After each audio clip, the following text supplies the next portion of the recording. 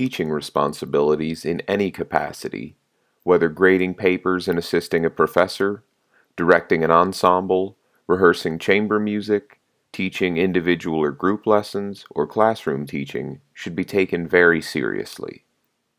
The interactions between students and teachers are a crucial part of the Florida State University experience for both you and your students. Whether you have substantial teaching experience already, or this is your first time as a teacher, you will use the teaching skills you develop at FSU throughout the rest of your career. Graduate students are assigned teaching responsibilities to provide instruction to undergraduate students, yet equally important are the learning opportunities that teaching experiences provide for graduate students. Every graduate student with teaching responsibilities is assigned a faculty supervisor.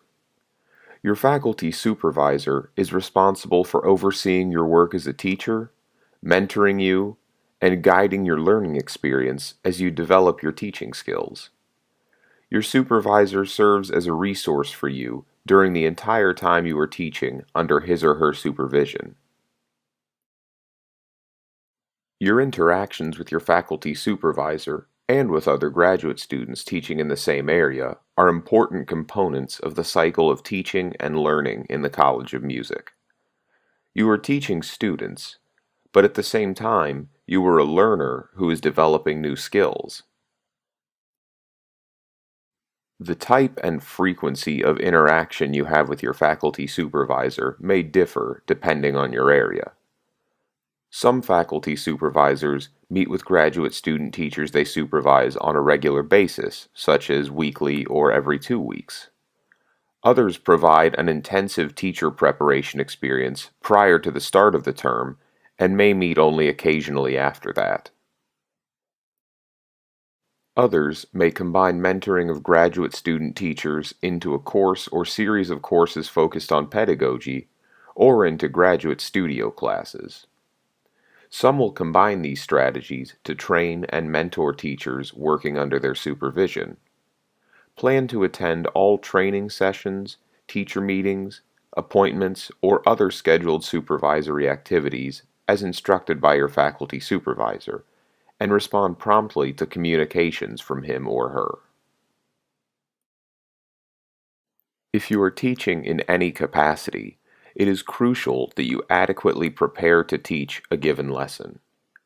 For classroom teachers, you will spend more of your weekly assistantship hours preparing to teach than in the classroom. Studio teachers will also need to prepare for each student's lesson and may have time assigned for studio class or other instructional activities beyond the private lessons they instruct. It is important that you are intimately familiar with the material to be taught so that you're able to teach it effectively, as well as address the concerns and questions of your students. You will also need to consider sequencing of materials and stay aligned with the content to be taught in your course within each class or week. You should prepare a lesson plan for each lesson you teach, including private lessons and ensembles. Having a lesson plan ensures that you have considered the organization and sequence of events that will take place, and it is essential to the success of your students. There's no correct way to make a lesson plan. Each teacher is different, but make sure to create it in a way that helps you the most in keeping on track and staying organized. Sometimes, lesson plans will be provided to you by a supervising faculty member or another graduate student. In these cases, it is even more necessary that you thoroughly study the lesson plan and that you are ready to implement it. Remember, if you have spent an adequate amount of time preparing and studying your lesson plan, you likely will not need to reference it during class. Before the first day of class, you should make sure to do the following: print your class rosters, prepare a grade book, although student names may be added later as students may drop an ad. You should ensure that you have all needed teaching materials and make sure to have a lesson plan for the first day of class. Make sure to do the following during the first class. You'll want to first take attendance. Taking verbal attendance may help you learn names quicker. Review the syllabus with your class. This ensures that you have an opportunity to clearly articulate course objectives and policies, as well as reviewing other university requirements. Also, make time to start course-related activities. This will help students see what the course will be like. Remember that the way you approach the class on the first day will set up students' expectations for the way the course will be conducted for the rest of the semester. First impressions matter. Do your best to establish a positive rapport with your students early on, but also make sure to establish boundaries, including specifying what you want them to call you and what methods of communication are appropriate. Your supervising professor can provide guidance on what is appropriate. It is important to maintain a positive and productive learning classroom environment for both you and your students. Some behaviors to watch out for include students talking while you or another student speaks, students with phones or other electronics out in class, students disrespecting each other or you, or any other behavior that detracts from a positive classroom environment. If you observe behavior that needs to be corrected, often a general statement will work, like, "There is a lot of talking today. Please be courteous to those who are speaking."